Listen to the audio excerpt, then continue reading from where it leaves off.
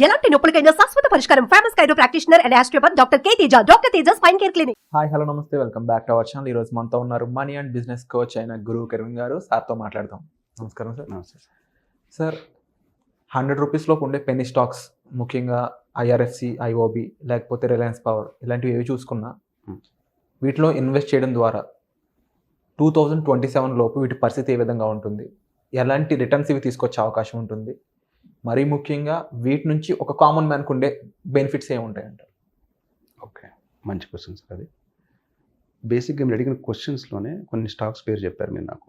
ఏం స్టాక్స్ అవి? First IRFC అన్నారు, ఐఓబి అన్నారు, రిలయన్స్ సరే. పవర్. నేను ఐఓబి గురించి ఫస్ట్ మాట్లాడుకున్నాం. ఐఓబి అంటే ఏంటంటే ఇండియన్ ఓవర్సీస్ బ్యాంక్.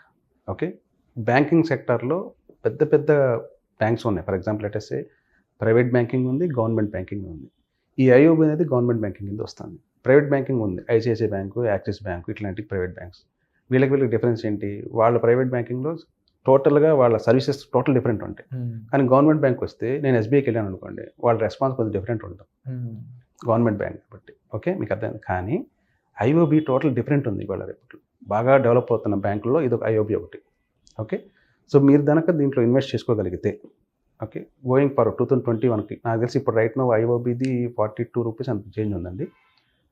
నాకు తెలిసి 2027కి మేబీ ఇది 100 రూపీస్ పైన వెళ్ళే ఛాన్సెస్ ఉన్నాయి మినిమంలో. అంటే దాదాపు 24 కదా, 3 ఇయర్స్లో మీకు డబల్ అవుతుంది ఇన్వెస్ట్మెంట్ పెట్టుకోగలిగితే. ఐఓబిది లెట్స్ సే ఐఆర్ఎఫ్సి ఉంది. ఐఆర్ఎఫ్సి ఇవాళ రేపు మీకు స్టాక్ ప్రైస్ ఒక 75 రూపీస్ అంత ఉంది వాళ్ళ స్టాక్ ప్రైస్. అది 100% మీకు 200 రూపీస్కి వెళ్ళే ఛాన్సెస్ ఉన్నాయి. 200 రూపీస్ వరకు. ఐఆర్ఎఫ్సి నథింగ్ బట్ ఏంటండి, నేను చెప్పింది అది ఏంటంటే ఇండియన్ రైల్వేస్కి వీళ్ళు ఫైనాన్స్ ఇస్తారు. మీకు అర్థమైందా? ఐఆర్ఎఫ్సి అంటే nothing but Indian railway financing corporation.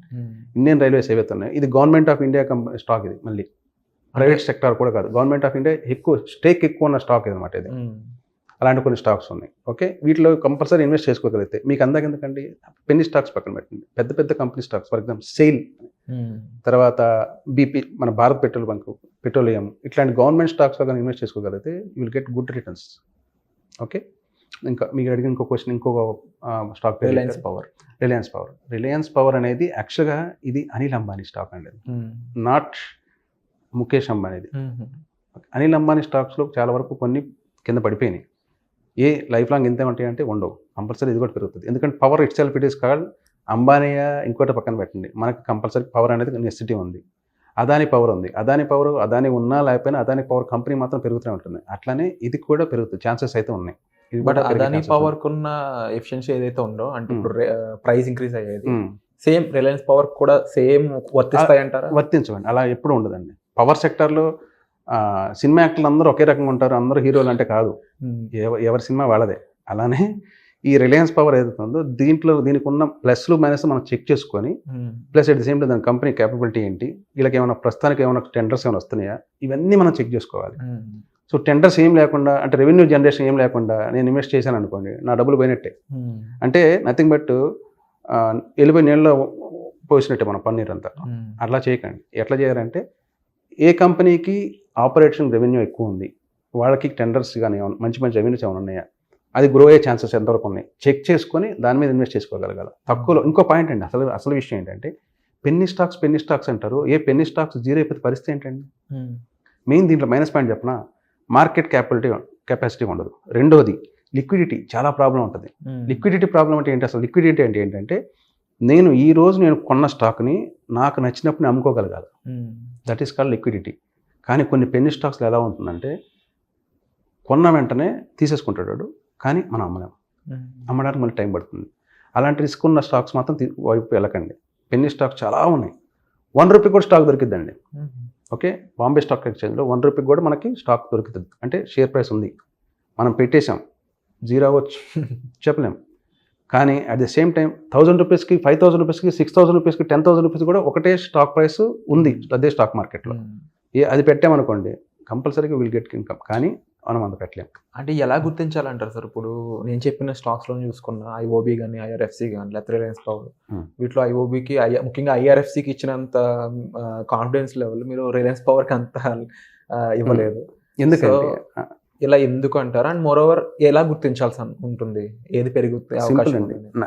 ఒక పాయింట్ ఏంటంటే ఇవాళ రేపు గూగుల్ ఒకటి ఉంది. గూగుల్ మీద టైప్ చేసి బెస్ట్ పెన్నీ స్టాక్స్ అంటే టప్ లిస్ట్ వస్తుంది. వాటిలో ఇన్వెస్ట్ చేయడం ద్వారా అది కన్ఫర్మ్ అని చెప్తాను, అదే చెప్తాను మీకు ఏంటంటే దానిలో పెట్టేశారనుకోండి పోతే ఎవరో ఏం చేయలేం. So best Penney stocks list తీసుకున్నా కూడా ఆ లిస్ట్లో ఏ సెక్టార్లో ఏ పెన్నీ స్టాక్ ఉంది, దాని గ్రోత్ ఎంత, దాని ఫండమెంటల్ అనాలిసిస్ ఏమున్నాయి, ఇవన్నీ చెక్ చేసుకొని ప్లస్ దానికి అసలు దాని హిస్టరీ ఏంటి, ఈ కంపెనీ హిస్టరీ ఏంటి. For example let us say ఒక చిన్న ఎగ్జాంపుల్ చెప్తాను మీకు. ఎస్ బ్యాంక్ 360 రూపీస్ నుంచి ఇప్పుడు 14 రూపీస్ ఎంత నడుస్తుంది. దాంట్లో ఇన్వెస్ట్ చేయొచ్చు కదా, అది పెన్నీ స్టాక్ ఇప్పుడు రైట్ నో. ఓకే, ఏమో చెప్పలేము ఇప్పుడున్న సిచ్యువేషన్లో పెన్నీ స్టాక్ ఏది. గోయింగ్ ఫార్వర్డ్ మంచి ఆఫర్ వచ్చి బ్యాంక్ ఆర్బీఐ నుంచి కానీ అవుట్ ఆఫ్ కంట్రీ నుంచి వాడికి ఇన్వెస్ట్మెంట్స్ బాగా వచ్చినాయి అనుకోండి, లేదు ఆ కంపెనీకి సంబంధించిన సీఈఓ కానీ వీళ్ళు మారిపోతుంటారు. వాళ్ళు మారినప్పుడు వాళ్ళ డెసిషన్ మేకింగ్ డిఫరెంట్ అయిపోద్ది. ఆ డెసిషన్ మేకింగ్ దానివల్ల బ్యాంకింగ్ సెక్టార్లో ఈ ఎస్ బ్యాంక్కి మంచి ప్రాఫిట్ రావచ్చు, చెప్పలేము. సో ఈ ప్రాఫిట్స్ రావడం వల్ల ఆటోమేటిక్గా స్టాక్ ప్రైస్ పెరిగిద్ది. అంటే ఓవరాల్గా ఇలాంటి స్టాక్స్లో ఇన్వెస్ట్ చేసే ముందు ఎలాంటి రీసెర్చ్ అవసరం అంటే ఫండమెంటల్ అనాలిసిస్ మెయిన్ అండి. 100% ఫండమెంటల్ కంపల్సరీ చెక్ చేసుకోవాల్సిందే.